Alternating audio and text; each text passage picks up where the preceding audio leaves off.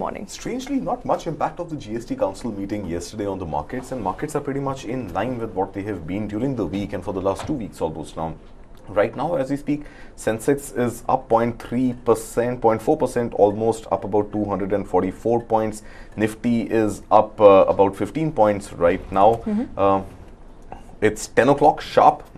Nifty 50 at 19,482. Sensex is at 65,766.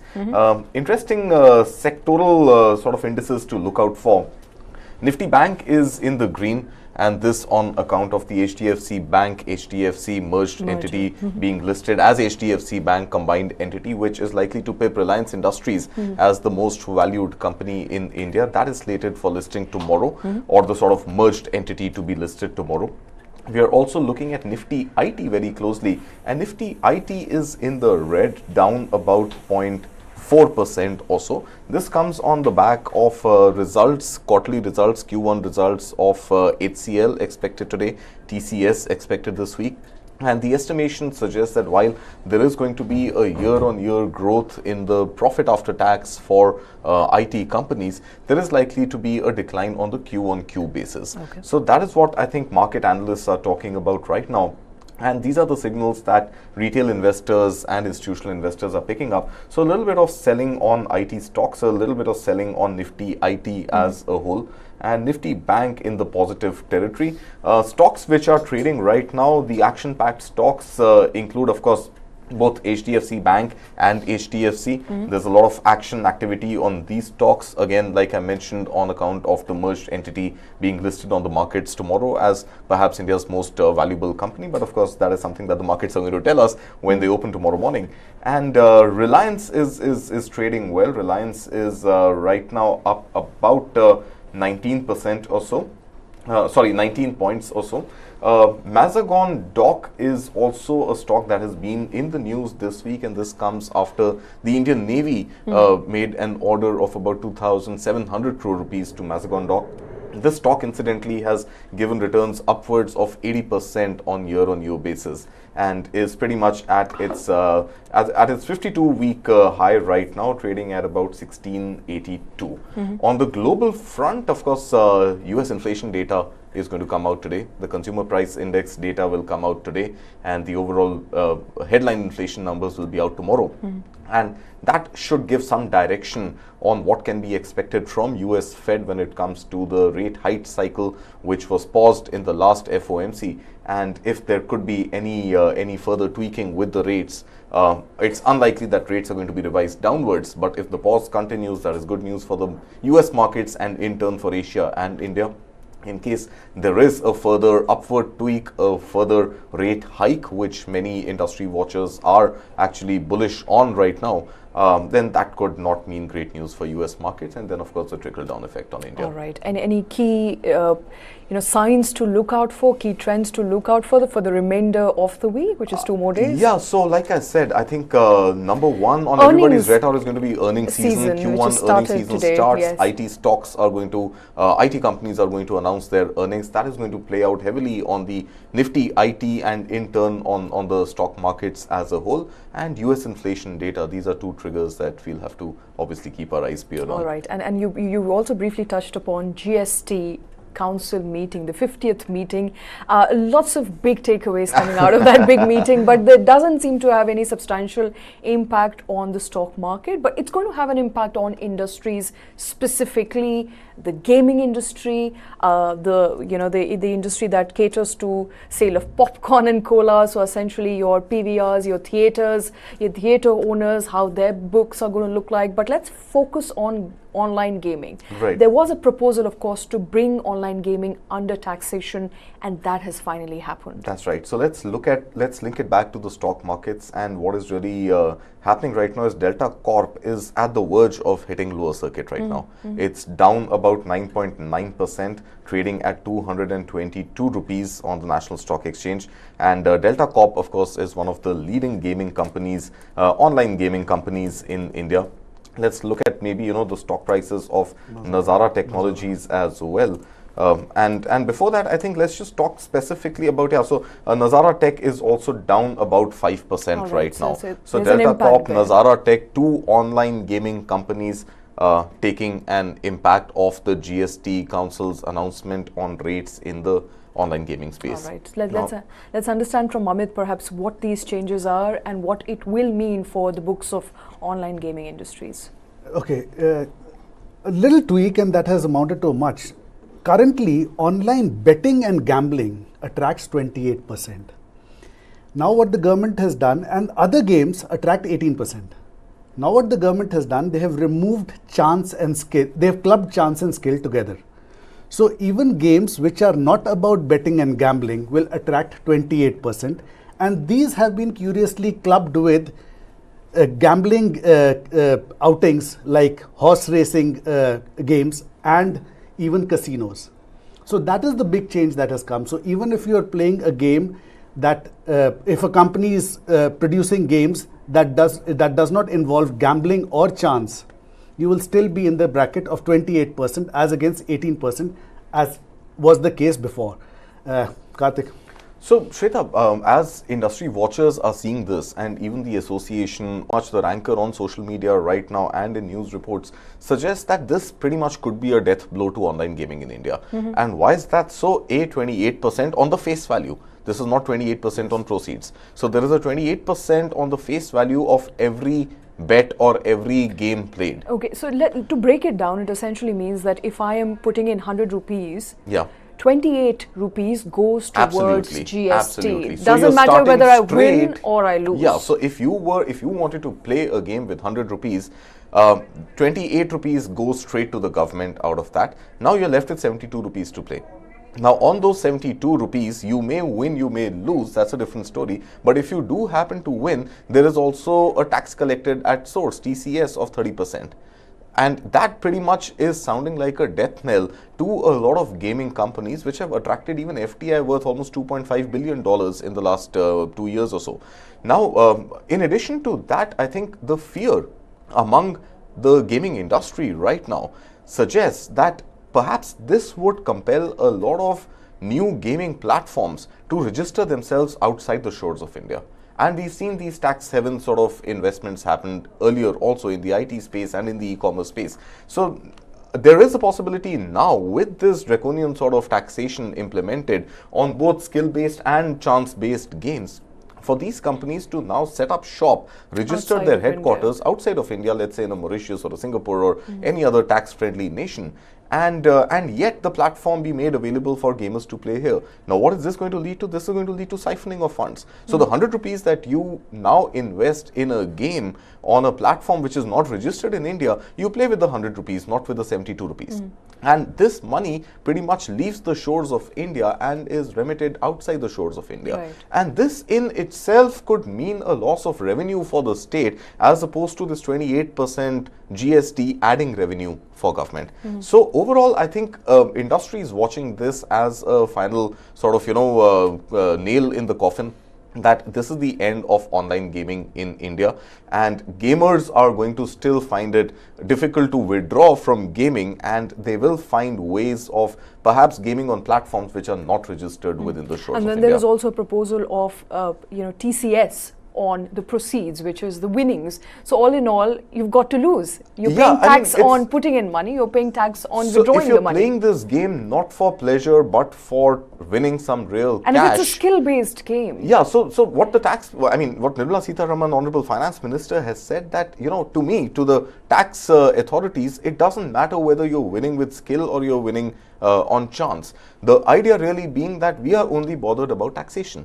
We care about money being invested or money being churned into the system on a gaming platform needs to be taxed and needs to be taxed squarely. Can't blame her technically on the logic of it, because at the end of the day, it doesn't matter whether the platform offers skill or chance-based games. But the logic here being that no matter what you do, if you're spending money on a gaming platform, that money straight away is going to attract 28% tax. So for a player, for a gamer, he's straight away down 28 rupees on every 100 rupees spent. And the proceeds, in case you happen to win, those proceeds are subject to TCS as well. So it's a double whammy pretty much. And remember, this industry has been on the sort of watch list of tax authorities for almost 2-3 years. In the past also we've discussed on how these minor tweakings have been made to add TCS, reduce TCS, increase TCS, basically bring this entire gaming sector into the ambit of formal taxation.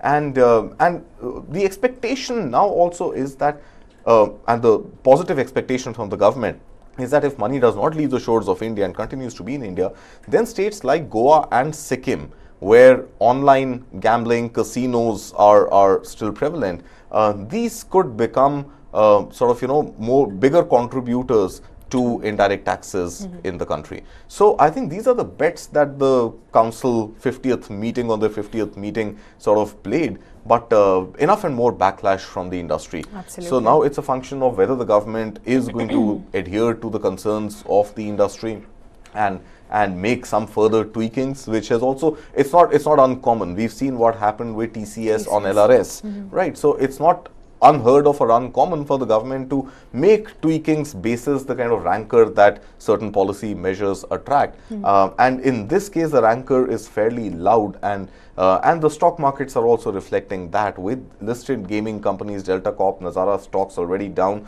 And I won't be surprised if Delta Corp would hit its lower circuit anytime now and stop trading for the day. It's still down about 9.99%.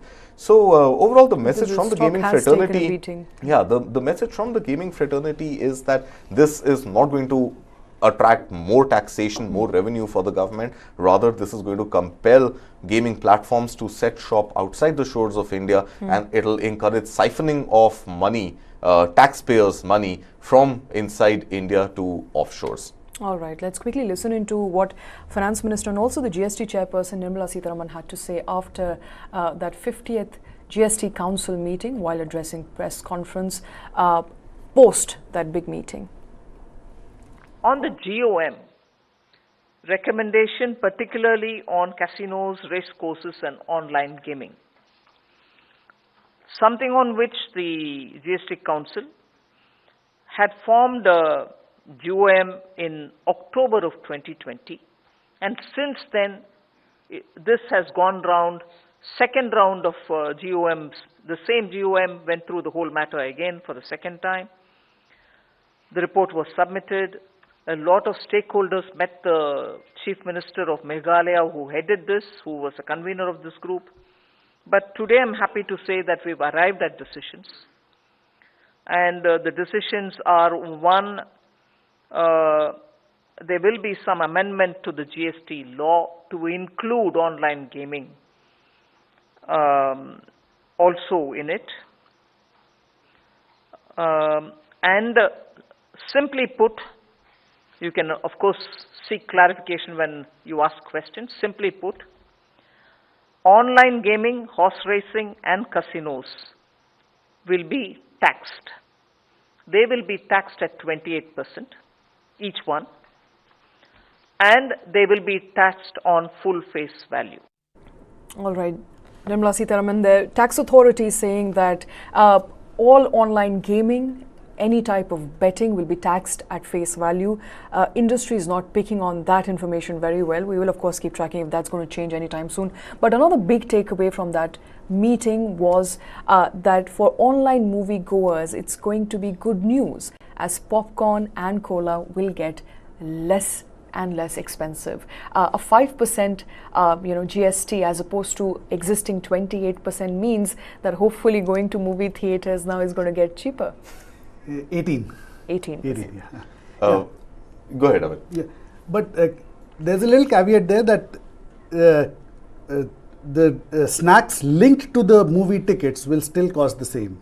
Okay. The ones that are bought independent of your movie tickets will come down from 18% to 5%. So they will become cheaper, whether it's colas, whether it's snacks, whether it is your popcorn, whatever you get inside a multiplex. So it's the same rate at which when you buy at a restaurant, it's going to be taxed at par with restaurants, which is good news. But I don't know what does it mean for business of exhibitors. I know. So I think we I hope they don't increase the rate. Yeah, that's not something that not far-fetched. That's not very far-fetched. But I think, we love to complicate our taxes. We sort of, want to add so many layers of complexity in taxation that it becomes so difficult for a business to comply and so difficult for a consumer to calculate what his or her movie going experience is going to cost. Now, simply put, if you're looking at, let's say, popcorn and cola or anything else that you buy at the canteen of a movie theater, the government's objective is to make it at par, bring it at par with, let's say, restaurants. Right. Now, that should attract a 5% GST as opposed to the 18% GST that actually it was attracting. What I'm reading is 28%. Yeah, so there are two categories. I'm coming to that. That's the complexity that I'm talking about, right? So if you're spending, let's say, 1,000 rupees or more on going and making a transaction at a cinema theater, right? This could entail ticket, single ticket, 2 tickets, 5 tickets, whatever, ticket plus any other combo deal that you want to take, which could include popcorn, cola, nachos, momos, whatever, coffee, right? Anything that is available in the canteen, right? If you were to sort of combine this, and if your spend is 1,000 rupees and more, then there's a 28% GST. If you're spending up to 1,000 rupees in that one transaction, your GST is 18%.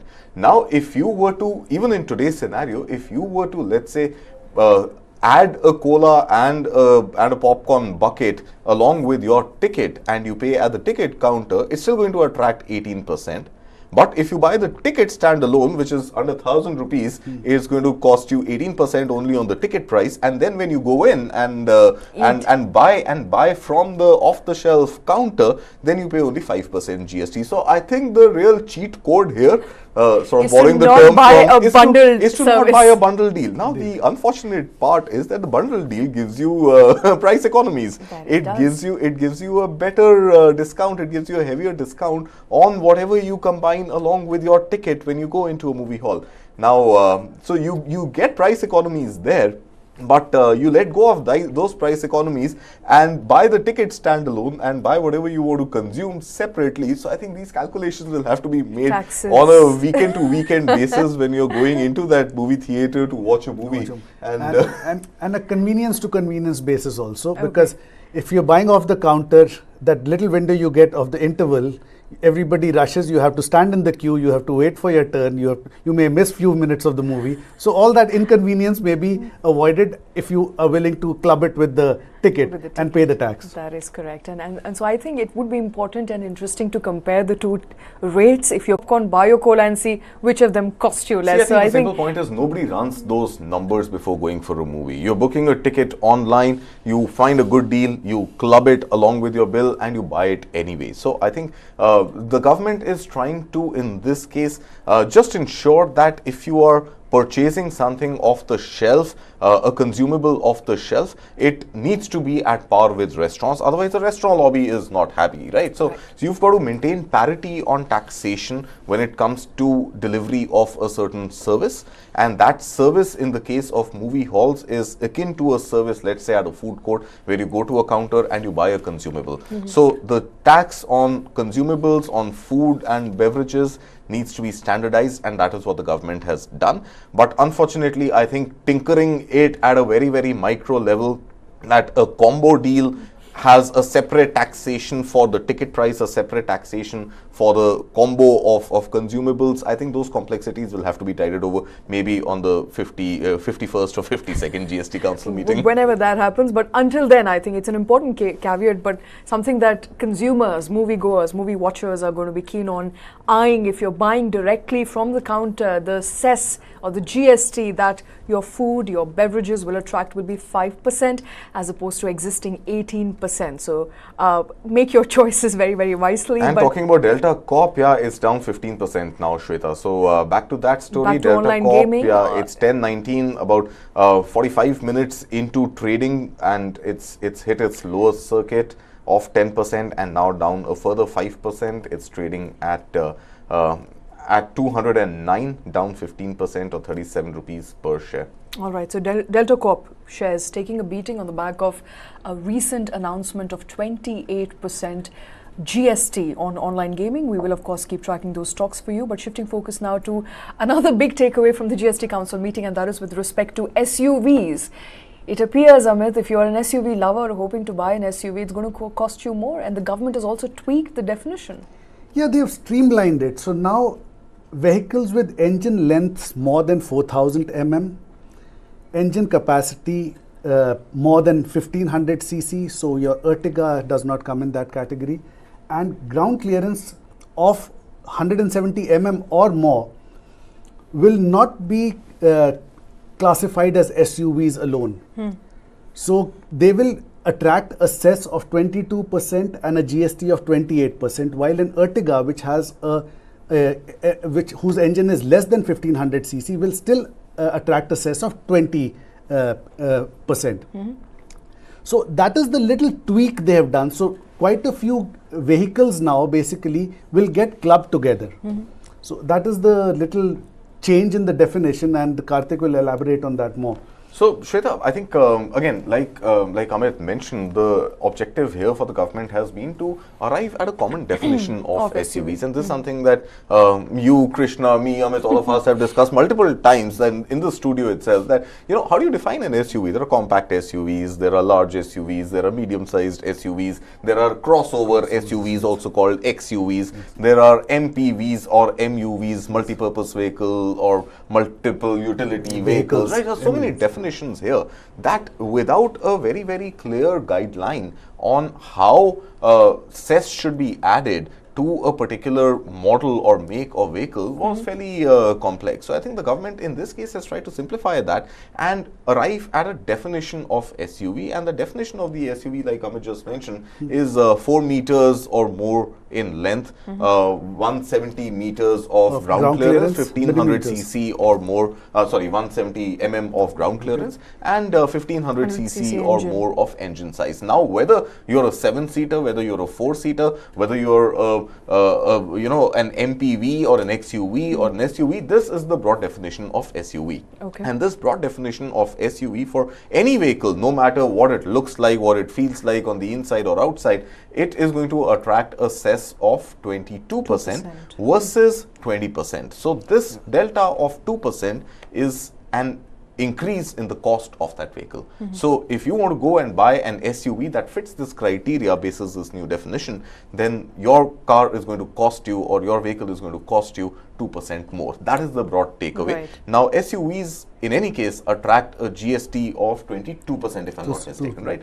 22% GST, 28% GST, sorry, 28% GST. 28% It was GST. 20% cess, cess. now it becomes 22% cess, cess. so that delta is 2%. Right, the delta 2% is also going to mean a lot more money coming Yeah, out yeah, of a couple of people's thousands pockets. definitely. Couple of thousands. Karthik, there is one thing that industry watchers have basically highlighted. The certification on ground clearance is given on the laden state. Okay. But this the new definition of 170 mm is basically Unladen. on the unladen state. So could you clarify on that one? I have no idea what laden or unladen means, honestly. I think what is also important to note is that there is no other new sort of development on sedans. So some auto enthusiasts that I have spoken to and who also sort of, written in papers suggest that there are certain sedans which are also in excess of 4 meters of length. They have good ground clearance, maybe at par with 170 mm or higher, and have engine capacities of more than 1500 cc. So how are they going to be taxed? I think that clarity is still awaited, because a sedan at the end of the day is a sedan. It looks like a sedan. Absolutely. So as per our understanding right now, if sedans have a ground clearance of more than 170 mm, length of more than 4 meters, engine capacity of more than 1500 cc, they should also attract the 22% cess rather than 20% cess, right? But apparently the government is going to come out with a new ruling for sedans separately. All right, and so there is going to be more clarity on sedans, but on laden, unladen, I've been able to Google now, and it says laden or unladen weight is when there's no passenger sitting in a car. So essentially, Thankfully, we are not take away talking the about tire pressure in that case. tire pressure, take away the passengers and whatever the length is, the Doesn't ground mention how many clearance. passengers, No, 1, 5, 7, none of because that. we're talking about different seating As long as capacities it's an well. empty vehicle, That's all that. Retires fully That's all that inflated length as that per the you- right PSI. Make it as confusing as we can. Bring it on. Bring it on. the taxation structure getting as complex as possible. We will, of course, keep tracking all those details emerging from the meeting. The meeting, remember, was the 50th GST Council meeting. At the start of the meeting, we were also given to understand the government also highlighted some of the big takeaways, some of the big changes that were brought about in the GST rule in the last few years. So let's keep bringing you all those details, but shifting focus now to another important story that we're tracking, and that's coming in from Foxconn.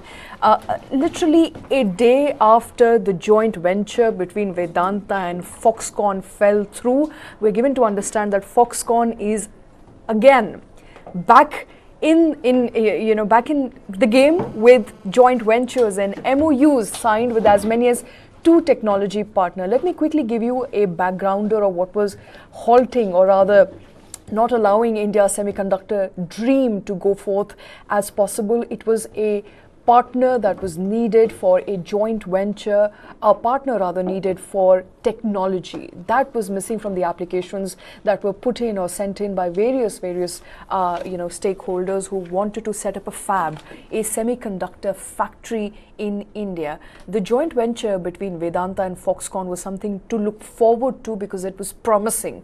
But after the deal, the joint venture fell through, it felt or appeared to many industry watchers that India's semiconductor dreams have come to a screeching halt. Well, that's not true. Government has clarified it, and Foxconn now promising, Udisha, my young colleague, joining us back here in the studio. It appears that Foxconn is back in news, and Foxconn is saying we are going to go ahead as planned. In fact, we've got hold of at least 2 technology partners, and we've already signed MoUs. Yes, so compared to yesterday, today we have a lot of clarity. Yesterday it felt like there is a setback we have, got to the India semiconductor mission, but given the news that we have today that, Foxconn, the company, the tech giant is going to, it has apprised the Ministry of Information Technology that it has signed 2 MoUs with the technology partners. And yesterday there was a news that the company is looking to explore the landscape and find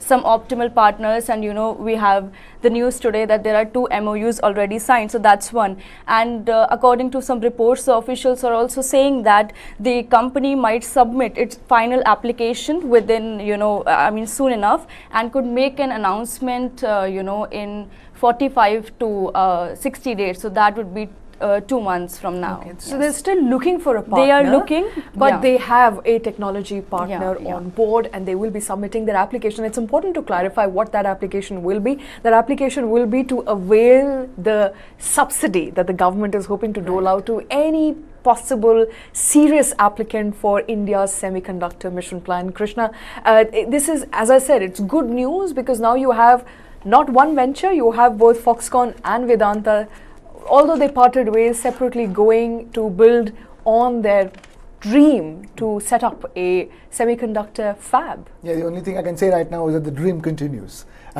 Because I think the one person who will be smiling right now is the Minister for Information Technology and Communications, Mr. Rajiv Chandrasekhar, because this is exactly what he said yesterday when news came out, and there were fears that will the breakup of this JV mean gloom and doom for India's semiconductor manufacturing ambitions? And Minister Rajiv Chandrasekhar made it very clear that this is one JV. JVs come together and they fall apart in the private corporate space all the time. So this is the breakup of one JV clearly cannot spell the end of India's semiconductor ambitions, or even point to a larger problems with India being able to achieve its target of being a global semiconductor manufacturing hub.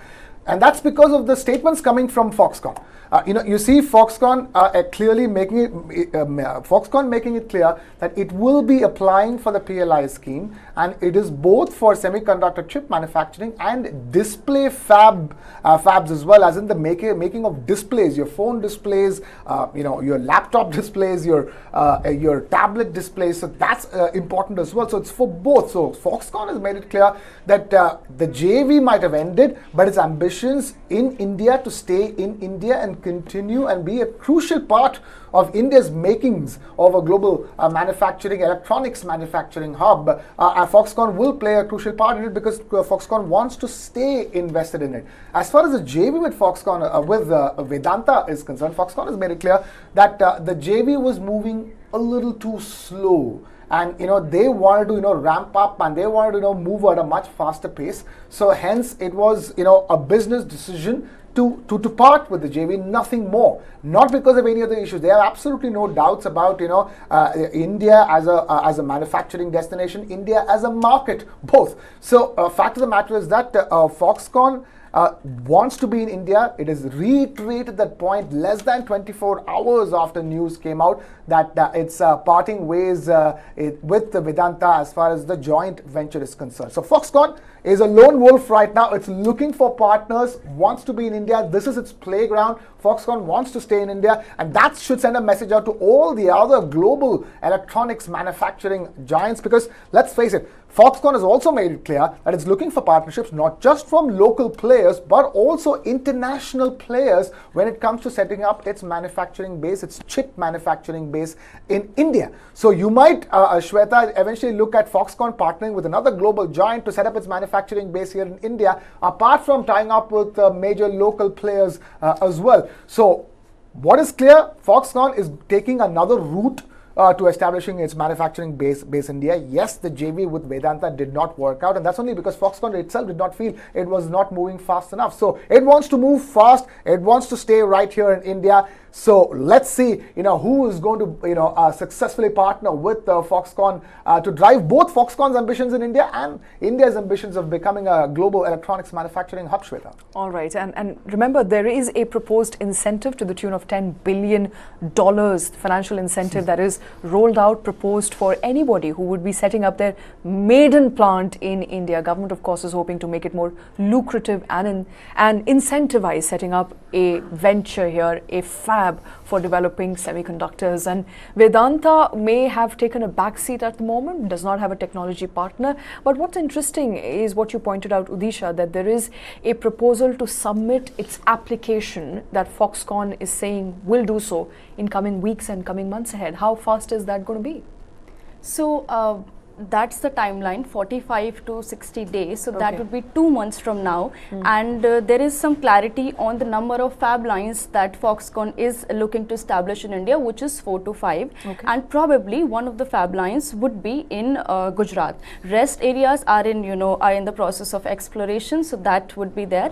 And in terms of the application, it would be 2 months. All right, 2 and months. the final announcement also would be done during Right. this period. Right. So all 2 months. applicants so far were missing a technology partner, Yes. but I think Foxconn is coming up with good news that they've signed 2 MoUs with technology partner that clears all the possible hurdles for setting up a semiconductor plant in India, and 4 to 5 at that, Krishna. I think and that's I'll be wonderful. curious to know what's going to happen to Vedanta from here on. Because that's one thing we're not discussing. I'm sure Vedanta wants to still be in the game. It is an Indian It company. is, It is yes. a big Indian company. It might have not, lost out on that partnership with Foxconn. Bear in mind, Foxconn shares in Taiwan were down about 0.5%, whereas Vedanta shares closed down 2.5% yesterday after Right. news came out.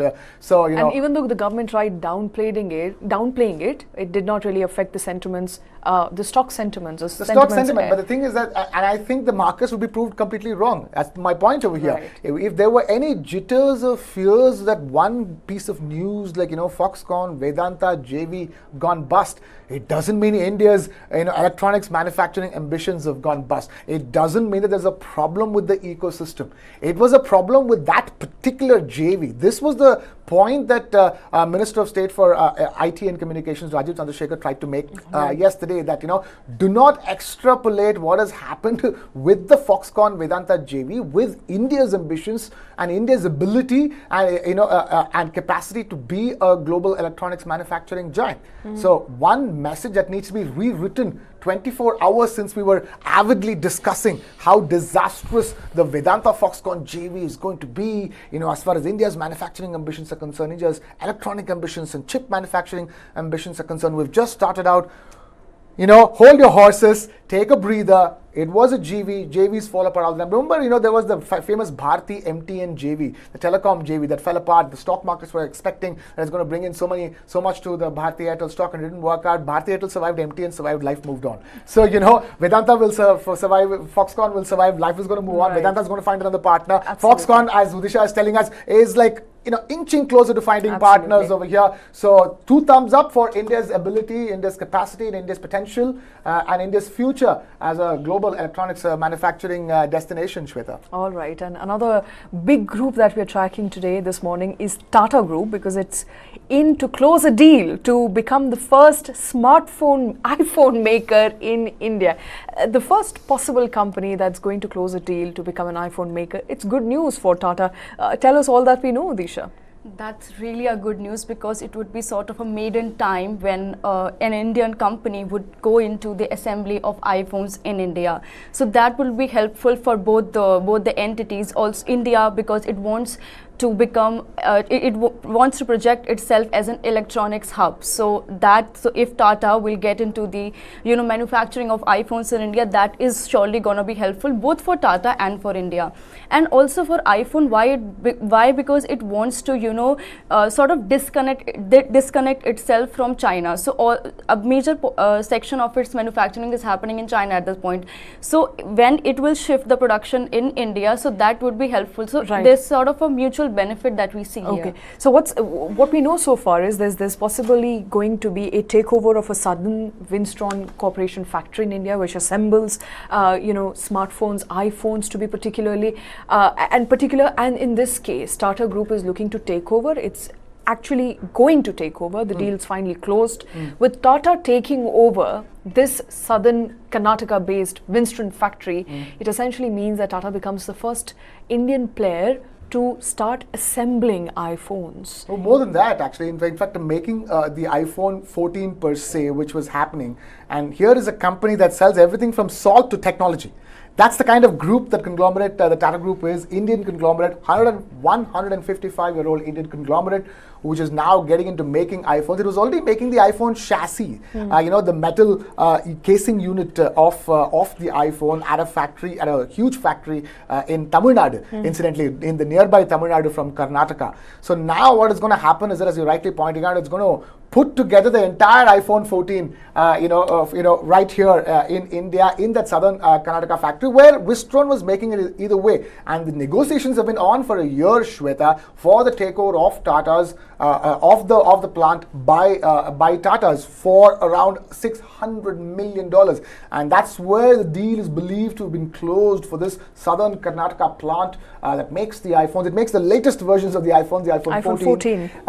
And that factory, that plant now gets taken over by Tata's $600 million. It's a Wistron facility, and guess what? Wistron's sales were worth for the first 3 months of the year $500 million just for the quarter. Last quarter was $500 million, and this plant alone has been valued at worth $600 million.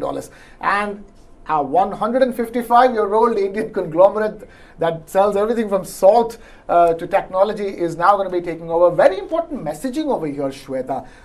A company that can't get more Indian is now making the iPhone. It's kind of message that Prime Minister Modi would want to be sending out to the world at a time when the world is looking to shift its factories away from China. So if the latest iPhones can be made by the most Indian of companies, that's the kind of message to be sent out for all that we've been talking about. Udisha has been talking about India's ambitions of being a global electronics manufacturing hub. As I said, as we were talking about, you see these different terms we're using, Shweta. Semiconductor chip manufacturing, display manufacturing, to iPhone manufacturing. So clearly, I think we're looking at a future where every single piece of that iPhone will be made here in India, not just the assembly as well. Yes. So that's what we're moving towards. And this provides a great fillip to also Apple's ambitions here in India. Look at what it's going to be. The moment the iPhone 15 comes out, I'm guessing we're going to be able to roll them out of our factories in southern India as well. Another trend that Shweta, that you're noticing over here, not a surprise. The tech capital of India, southern India, also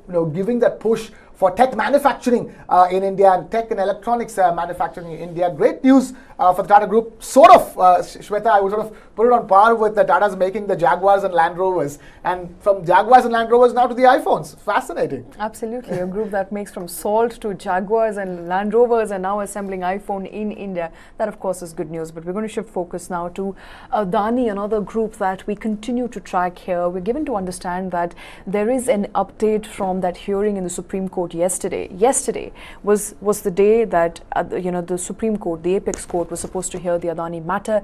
Remember, both petitioners that demanded an investigation into the report, damning report that came out against Adani Group, and the petition of SEBI asking for a direction as to where the investigation would be headed. That it was yesterday that it was heard in the court, and court has now finally come up and asked in fact SEBI to clarify what were the changes that they had made with respect to OPEC structure and related party transaction that could hamper their ability to investigate Adani Group. I want to quickly understand from you, Krishna, this was an important, of course, unexpected but important hearing. Suddenly, day before yesterday, we heard two petitions that were filed in court. One was by petitioner, of course, Vishal Tiwari, who had asked for direction. Other was by SEBI. SEBI had also asked for direction as to where this, the inquiry which was supposed to be concluded by SEBI, where should that be headed by August. Now, SEBI has come out and said that we are on track. The inquiry is robust, it is under process, and it will be completed in due time. What does it really mean for Adani Group and for SEBI at large? And the words you said were operative. They said due time. And the petition clearly said that let's have a clear time on it. Let's have a timing on the proceedings of when this investigation is going to be completed, when it will be heard again, and etc. etc. And what exactly happened yesterday is that the hearing at the Supreme Court on that plea for a clear timeline, that plea from the petitioner, Vishal Tiwari, was all about having clear timelines for it. And he explains why he was demanding clear timelines at this stage, because what happened with the Hindenburg report on Adani stocks came out in the month of January this year. He says in the petition is a reiteration of SEBI's already existent suspicions of some malpractice in the trading of Adani stocks. And more importantly, the FPI holding structure, the governance structure. Who are these FPIs? Are these FPIs already Benami companies of Adani? That's the kind of suspicion that SEBI has already been having. It was already conducting investigations when the Hindenburg report came in the month of January. So he said if there were already suspicions, and if the Hindenburg report only further reiterates such suspicions, can we get on with the investigations and get a finality on the matter? That was their plea, and what the Supreme Court has essentially said is, okay, we'll think about it. Okay. Because what it has done is that it now deferred that hearing to the month of August. So by August, I think it now becomes upon SEBI, the Securities and Exchange Board of India, the stock markets regulator of India, to give a final report on the findings of their investigations so far. Okay, and August is when SEBI is going to conclude that investigation, possibly come out with its findings report. And all in all, what does it really mean for the timeline as far as, the ongoing probe into Adani matter that's been ordered by the apex court on the back of petitions filed by various petitioners asking that Adani Group should be investigated, whether the accusations of short selling were true or not. Does this mean that the timeline of the verdict or the timeline on the court proceedings will go on as usual, or will that be now expedited? I think Supreme Court has clearly told SEBI without mincing words that act fast, and the deadline of 14th August stands. I think there is no flexibility on that deadline. And remember, this was a hearing which was presided over by the Chief Justice of India, Justice Chandrachud himself. And he very categorically said that SEBI has to move fast and SEBI has to close its investigations and present its report by the 14th of August. Now, in addition to that, like Krishna had also mentioned and you were also mentioning some time back, I think the Supreme Court has also sought some sort of clarification on the change in regulations instigated by SEBI between 2014 and 2019 and explained to Supreme Court what these regulation changes were, what was the tweak in the framework, and how that tweak potentially slowed down the investigation or makes it more difficult for SEBI to conduct international investigations through these opaque structures that we spoke about and through trying to identify the beneficiary owners. So I think that is on the sideline, but what is really coming out of yesterday's hearing is very clear that the 14th August deadline stands, and whatever SEBI has to do, it has to move fast, act fast, and get its investigation done. All right, SEBI has to move fast, in fact, act in accordance with the timeline. We can, of course, expect SEBI to come up with that report on Adani Group. All eyes will be on that big story, but shifting focus now to a story that's coming in by the way of international papers, and this was in fact primarily reported in Al Jazeera. Bank of Baroda and some of its employees, and you know, from the information that we have, it's all preliminary because there's not been much of an investigation, but a single report actually leveling some very damning allegations on Bank of Baroda that some of its employees were asked to create profiles of people, use phone numbers belonging to someone else and link it to their bank accounts and link it to as many bank accounts as possible, just to show that the average number of people who are getting onto the Bank of Baroda app has gone up. Right. So, Shweta, I think it's a very, very interesting story, but it's a story at the end of the day. And I don't want to venture too much into the details of it until there is clarification. And by way of clarification, in fact, Bank of Baroda has denied this story's factual correctness and has said that it is a false story, it is factually incorrect. And the statement has come on the back of this Al Jazeera report, a piece of investigation done by Al Jazeera with a former employee, a resident of Dehradun, who cited an example of when this BOB World, Bank of Baroda World app was launched. He apparently was posted in the city of Bhopal, and there's a target on every employee in the banking system to add a few app installs every day, right? That was a target given. In addition to the banking, there's a marketing target here that we need app installs to happen.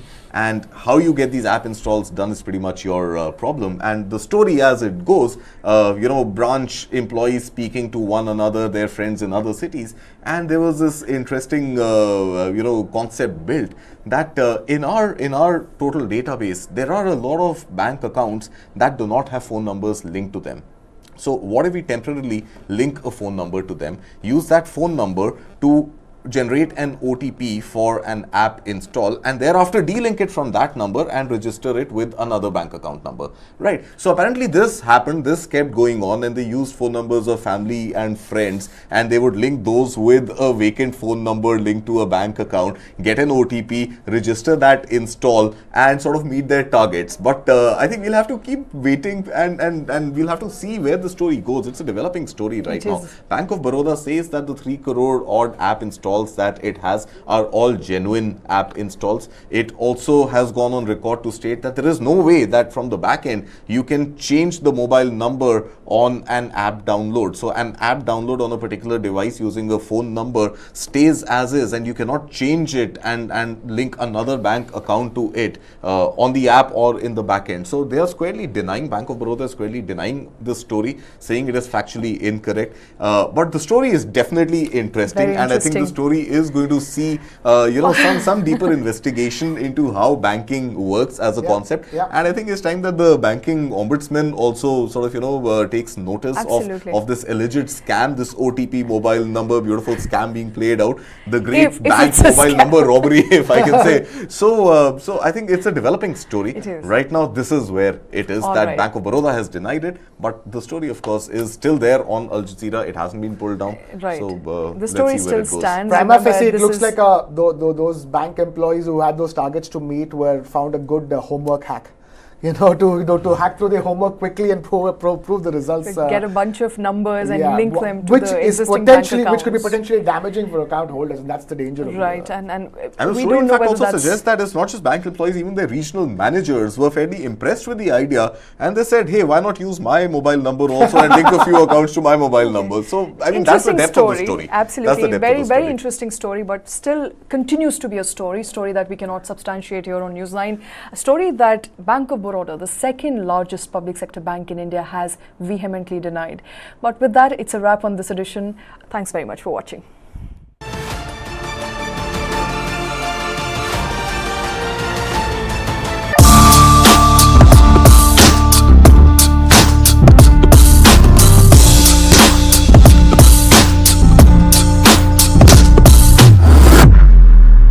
Engineering कर रहे हैं, जो कि सभी लोग कर रहे हैं। Coaching is now starting from grade 3, 4, 5, 6. Kota जाने वाली बीच राह में आधे टेस्ट देके हैं सिलेक्शन की चाह में। ऑल इंडिया का बच्चा कोटा जाता है। This rat race is for rats, not for humans. So why should we even be a part of it? The Rat Race. This and more streaming on world's first news OTT, News 9 Plus. Download now.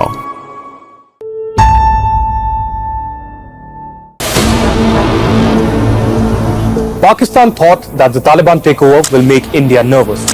Forgetting that you can rent a Afghan, you can't buy him. If you start using radical Islam, there will be a blowback for Pakistan. In just 2 months, the TTP has conducted more than 100 attacks on the Pakistan army. If you have snakes in your backyard, you can't expect them to bite only your neighbors.